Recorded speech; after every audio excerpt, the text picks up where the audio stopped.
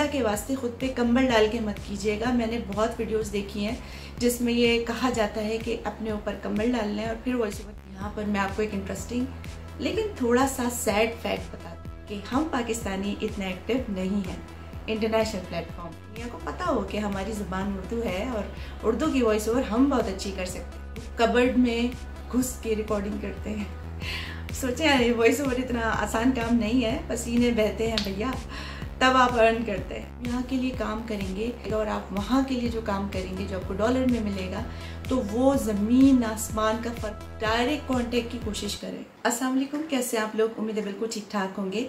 और आज हम बात करेंगे डबिंग पर। आप में से बहुत सारे लोग हैं जो डबिंग में इंटरेस्टेड होते हैं, तो मैंने सोचा कि आज आपको डबिंग के बारे में इंफॉर्मेशन दें।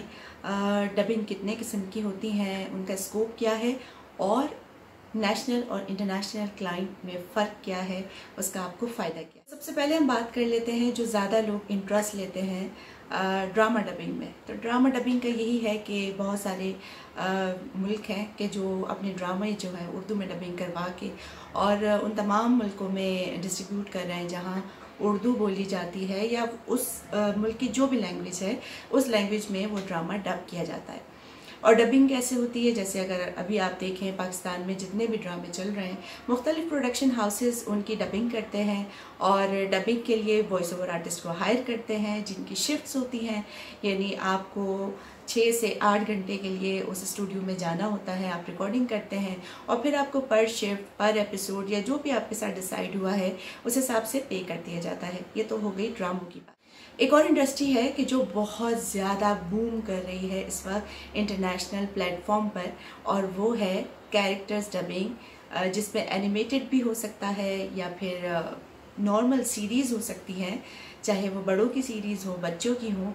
तो मुख्तलिफ़ कंट्रीज़ में इस पर काम ये हो रहा है कि अगर कोई सीरीज़ चल रही है इंग्लिश में और उनके यूट्यूब चैनल्स हैं, तो वो इसको दुनिया की जितनी ज़ुबानों में पॉसिबल है उसमें वो कन्वर्ट करके और फिर अपनी उन सीरीज़ को यूट्यूब पर अपलोड कर। फ़र्ज़ किया कि अगर कोई सीरीज़ है चाइना की हो या फिर रशिया की हो या फिर टर्किश हो, तो उन्हें अगर उर्दू में चाहिए तो वो कहाँ कॉन्टैक्ट करेंगे। यहाँ पर मैं आपको एक इंटरेस्टिंग लेकिन थोड़ा सा सैड फैक्ट बताती हूँ कि जब इंटरनेशनल मार्केट को उर्दू डबिंग चाहिए होती है तो उन्हें ये लगता है कि उन्हें उर्दू इंडिया से करवानी चाहिए। अब क्यों करवानी चाहिए, इसकी वजह यह है कि हम पाकिस्तानी इतना एक्टिव नहीं हैं इंटरनेशनल प्लेटफॉर्म पर। तो एक मिसकंसेप्शन भी जा रहा होता है दुनिया को कि शायद उर्दू की ज़ुबान जो है वो इंडिया में ही बोली जाती है, हालांकि इंडिया की बहुत सारी कौमी ज़ुबानें हैं जबकि हमारी एक कौमी ज़ुबान है उर्दू।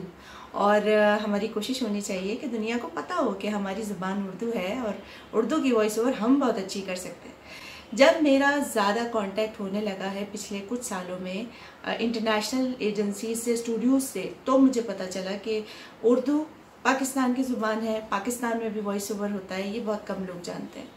इसके लिए हम सबको मिलकर काम करना होगा। एनीवेज, ये तो हम बहुत आगे चले गए।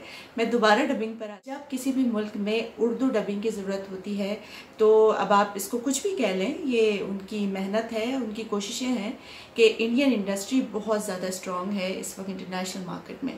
वो वहाँ पे काम भी कर रहे हैं और उर्दू की जब भी ज़रूरत होती है तो वो इंडियंस को कॉन्टेक्ट कर रहे होते हैं, क्योंकि हमने अपने सैंपल दिए ही नहीं है भाई। दुनिया में हम में से बहुत कम लोग हैं कि जो शायद इसके लिए कोशिश कर रहे होंगे। हम सब सिर्फ लोकल मार्केट में लगे हुए हैं। लोकल मार्केट में ज़रूर काम करें, लेकिन अब टाइम आ गया है कि इंटरनेशनल को टच। तो उसमें क्या फ़र्क है कि जब ये वाली सीरीज़ की बात कर रही हूँ मैं, एनिमेटेड हो गई या कोई किड सीरीज़ हो गई, तो उसमें जब आपने अपना सैंपल भेजा हुआ होगा किसी भी इंटरनेशनल स्टूडियो को, तो उन्हें जब उर्दू वॉइस ओवर की ज़रूरत होगी, वैसे बेसिकली वो एजेंसीज़ को कांटेक्ट करते हैं, प्रोडक्शन हाउसेस को कांटेक्ट करते हैं। तो एटलीस्ट आप पाकिस्तान की जो एजेंसी, प्रोडक्शन हाउसेस हैं, वहाँ अपने आप को इनरोल कर लें, अपनी सैंपल भेज दें।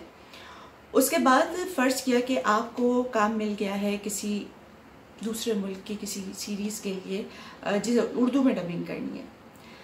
देखिए, मेन फ़र्क ये हर कोई जानता है, करेंसी का फ़र्क होता है। आप यहाँ के लिए काम करेंगे तो वो आपको जो अमाउंट मिलेगा और आप वहाँ के लिए जो काम करेंगे जो आपको डॉलर में मिलेगा, तो वो ज़मीन आसमान का फ़र्क होता है उस अमाउंट में, उस पेमेंट में। कभी आप काम स्टार्ट करके देखें तो फिर आपको पता चलेगा कि अभी बहुत सारे लोग हैं जो हमारे काम कर रहे हैं। फाइवर हो गया, अपवर्क हो गया, इन वेबसाइट्स पर। और पहले मैं भी रिकमेंड करती थी इन वेबसाइट्स को, लेकिन अब मैं ये कहूँगी जैसे जैसे इंसान का एक्सपीरियंस होता है तो ज़रूरी है कि आप अपने आप को अपडेट कर लें और जिसको आपने इन्फॉर्मेशन दी है उसे भी अपडेट करें। पर्सनल एक्सपीरियंस ये है कि बजाय इसके कि आप जगह जगह इंडिविजुअल लेवल पर लोगों के साथ कांटेक्ट करें, इससे बेहतर है कि आप किसी एजेंसी या प्रोडक्शन हाउस से कांटेक्ट करें। उससे क्या होगा कि जब आपका डायरेक्ट कांटेक्ट होगा तो बीच में जो है लोग कम होंगे, पार्टीज़ कम होंगी। देखिए, जब वॉइस ओवर का काम हो या कोई भी काम हो, अगर आप इस तरीके से वॉइस ओवर कर रहे हैं कि आप अपनी सर्विस दे रहे हैं किसी को, वो दे रहे हैं किसी को और उनके भी कोई और क्लाइंट है, तो क्या होता है कि एक काम में कोई 3-4 पार्टीज़ बन जाती हैं। तो उस काम की जो भी पेमेंट होती है वो इतने लोगों में तकसीम होती है। तो मेरा आपको मशवरा ये है, बल्कि मुझे अगर कोई प्रोफेशनल भी देख रहे हैं तो मैं उनसे भी यही कहूँगी कि डायरेक्ट कांटेक्ट की कोशिश करें। डायरेक्ट होंगे तो आपके लिए फ़ायदा होगा। आप किसी के लिए डायरेक्ट काम करेंगे, उसमें आपको कुछ और पेमेंट हो रही होगी, आप मुख्तलिफ ज़रियों के ज़रिए काम कर रहे होंगे तो उसमें फिर कुछ और मामला होगा। तो बस ये है कि इंटरनेशनल मार्केट में कोशिश ज़्यादा करें, यहाँ भी करें। ड्रामों में अगर आपको शौक है तो ज़रूर करें, वो भी बहुत अच्छी चीज़ है। लेकिन अब इस तरफ भी सोचें कि इंटरनेशनल मार्केट के लिए भी काम करें। आज मेरी ये ब्लॉग बनाने का मकसद यही था कि आपको थोड़ा सा डिफरेंस बता दूँ मैं। अच्छा, एक और फ़र्क जो सबसे बड़ा फ़र्क है, देखिए मेरी टारगेट ऑडियंस, मेरी यानी मीडिया माइंड्स की टारगेट ऑडियंस जो है वो वैसे तो हर तरह के लोग हैं। स्टूडेंट कम है आजकल, ज़्यादा प्रोफेशनल्स हैं, हाउसवाइफ्स हैं। हाउसवाइफ्स जो होती हैं या वो प्रोफेशनल के जिनके बहुत टफ टाइमिंग होती है जॉब की और उन्हें वॉइस ओवर का भी शौक है, तो वो क्या करेंगे, वो जगह जगह स्टूडियोज़ में नहीं जा सकते, तो वो घर में अपना इंतज़ाम करें वॉइस ओवर के लिए।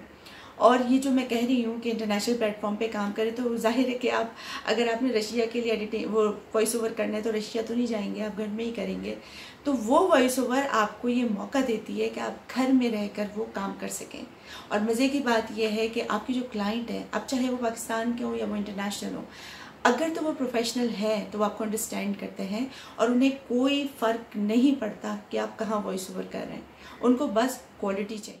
क्वालिटी का मतलब ये है कि आपकी इक्विपमेंट ठीक हो और आपकी वो जगह ठीक हो जहाँ आप वॉइस ओवर कर रहे हैं। क्वालिटी ठीक है, रिजल्ट ठीक है, इट्स ओके। हमारे साथ इस वक्त इतने सारे बच्चे काम कर रहे हैं, हम कुछ प्रोजेक्ट्स पर काम कर रहे हैं, तो कभी कभी ये होता है कि वो बच्चे, अगर उनके आसपास कोई शोर है या कोई ऐसा इवेंट है कि वो उनको इमरजेंसी में रिकॉर्डिंग भी करनी है और कहाँ जाएं, तो आप यकीन माने वो कबर्ड में घुस के रिकॉर्डिंग करते हैं। सोचें, वॉइस ओवर इतना आसान काम नहीं है, पसीने बहते हैं भैया, तब आप अर्न करते हैं। तो ये है कि घर में लोग इसी तरह से बंदोबस्त करते हैं। अगर आपके पास कोई बहुत प्रॉपर जगह नहीं है, कोई एक कमरा ऐसा नहीं है कि वो आप डेडिकेटेड कर दें, तो कोई मसला नहीं है, आप घर के किसी भी हिस्से में वॉइस ओवर कर सकते हैं। बस शर्त यह है कि वहाँ शोर ना होता हो। और अगर आप रूम में कर रहे हैं, जैसे मैं इस वक्त बीच कमरे में बैठी हुई हूँ, बात कर रही हूँ आपसे, वॉइस ओवर नहीं कर रही मैं, लेकिन मैं यहाँ बैठ के वॉइस ओवर नहीं कर सकती, उससे आवाज़ गूंजती है। अगर आपने वॉइस ओवर करना है तो आप कोई कोना पकड़ेंगे, कोई कॉर्नर में जाएंगे और फिर वहाँ पे दरवाज़ा बंद हो, पंखा बंद हो, एसी बंद हो, कोई ऐसी चीज़ ना चल रही हो जिसकी कोई भी आवाज़ हो, चाहे वो लैपटॉप हो, चाहे कंप्यूटर हो, कुछ भी हो, हर चीज़ बंद करके। और अल्लाह के वास्ते ख़ुद पे कंबल डाल के मत कीजिएगा। मैंने बहुत वीडियोस देखी हैं जिसमें ये कहा जाता है कि अपने ऊपर कंबल डाल लें और फिर वॉइस ओवर करें।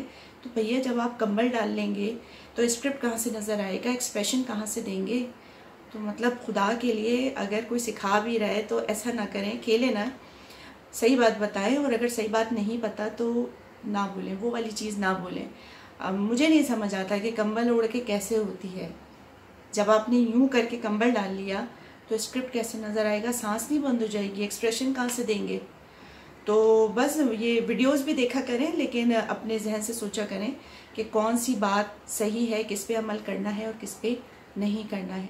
बात निकल गई टिप्स तक वॉइस ओवर की, वापस आते हैं। हम बात कर रहे थे डबिंग की, तो डबिंग आप ड्रामों में भी कोशिश करें और एनिमेटेड सीरीज़ में भी, किड्स सीरीज़ में भी, कुछ भी हो, बस करना है। अगर वॉइस ओवर का शौक़ है और कमाना भी अपनी आवाज़ से है तो काम शुरू कर दें अभी से। मुझे तो भाई इंटरनेशनल प्लेटफॉर्म बड़ा पसंद आया है। अब मैं इस पर वर्कआउट कर रही हूँ, अपने लिए भी, अपने स्टूडेंट्स के लिए भी। तो बस दुआ करिएगा कि कामयाबी और मिले। तो फिर मिलेंगे, कुछ और सिखाएंगे आपको। सी यू नेक्स्ट टाइम। अल्लाह हाफ़िज़।